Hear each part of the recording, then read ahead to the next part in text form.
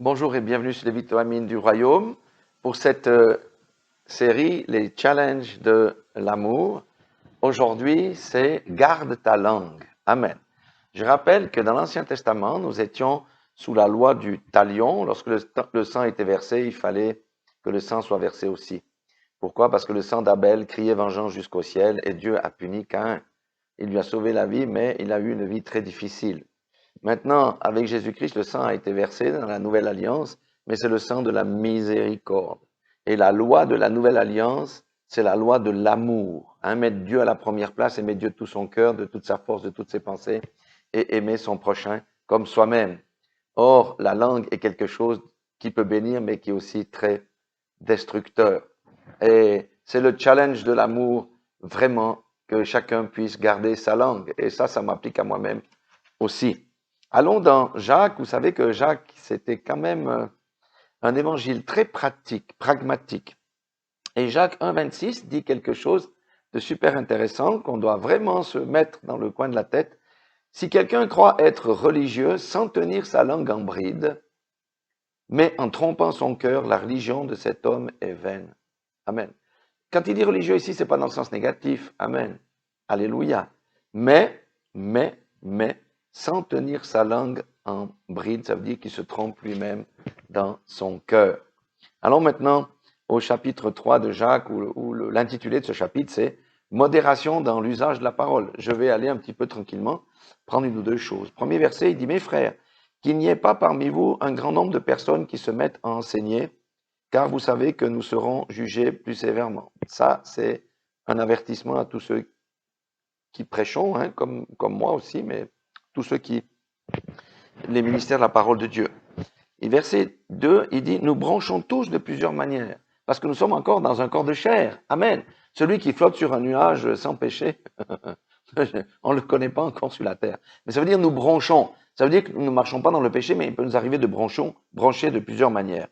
Si quelqu'un ne branche point en parole, c'est un homme parfait. La perfection est liée à la langue. Voyez, capable de tenir tout son corps en bride. Amen. J'aimerais bien être déjà là. Mais je constate, en tout cas, en ce qui me concerne, beaucoup de progrès. J'avais ce qu'on appelle une langue de serpent. Vous savez, une langue qui est coupée en deux, c'est la langue du serpent. Avec la langue là, on bénit, mais on maudit aussi. Et j'ai été élevé, c'est vrai, dans un environnement religieux où la langue était, on va dire, sale, puisque nous seuls, nous étions au sommet de la pyramide et tous les autres étaient dans l'erreur, etc. Beaucoup de critiques. Verset 3. Si nous mettons le mort dans la bouche des chevaux pour qu'ils nous obéissent, nous dirigeons ainsi leur corps tout entier. Le Seigneur, Jacques nous donne déjà de dire, mettez un frein dans votre bouche. Mettez un frein dans votre bouche. Car, et la Bible dit dans Proverbe que celui qui parle beaucoup commet beaucoup de péchés aussi. Vaut mieux être avare en parole. Mais ça dépend aussi des types de cette personnalité que le Seigneur nous a donné. Verset 4, il dit, voici même les navires qui sont si grands et que poussent les vents impétueux sont dirigés par un très petit gouvernail au gré du pilote. De même, la langue est un petit membre et elle se vante de grandes choses. L'orgueil passe par la langue, bien sûr. Qui était le père de l'orgueil? C'est Satan. Voyez comme un petit feu peut embraser une grande forêt, c'est vrai. Si vous prenez, lorsqu'il y a la sécheresse, une petite allumette fait flamber toute la forêt. La langue est aussi un feu. C'est le monde de l'iniquité. Ça doit nous rendre attentifs parce que, comme je l'ai dit dans la précédente vidéo, les gens n'écoutent pas, ne jugent pas à ce que l'on dit, mais comment on se comporte. Et la langue, c'est aussi un des moyens par lesquels on nous juge. Et si on veut gagner des âmes à Christ, eh bien, on a intérêt quand même à avoir une langue qui sait se comporter. Amen. Il dit, la langue est placée parmi nos membres, souillant tout le corps et enflammant le cours de la vie. Et on peut mettre le feu à notre propre vie avec notre langue, étant elle-même enflammée par la géhenne. Toute espèce de bêtes, d'oiseaux, de reptiles, d'animaux marins sont domptés ou ont été domptés par l'homme, mais la langue, aucun homme ne peut la dompter. C'est un mal qu'on ne peut réprimer. Elle est pleine d'un venin mortel. Amen. On sait que c'est difficile. C'est pour ça que c'est un gros challenge. Le challenge de l'amour, c'est d'avoir un langage de l'amour. Amen. C'est de renoncer au venin qui peut sortir de notre langue. c'est renoncer à la médisance.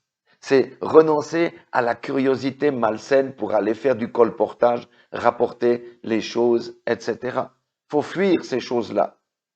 La Bible dit qu'il faut fuir de telles personnes, même si c'est un frère ou une sœur qui a cet esprit-là de tout vouloir sa vie sur la vie des gens, pour aller colporter, pour aller médire après. Fuyons, parce que il y a un double esprit qui habite la personne ici. Il dit verset 9, « Par elle, nous bénissons le Seigneur notre Père, et par elle, nous maudissons les hommes faits à l'image de Dieu. » Vous voyez notre challenge ici. Restons sur le côté bénédiction et cessons de maudire les hommes faits à l'image de Dieu. Verset 10, il dit, « De la même bouche sortent la bénédiction et la malédiction. Il ne faut pas, mes frères, qu'il en soit ainsi. » Amen.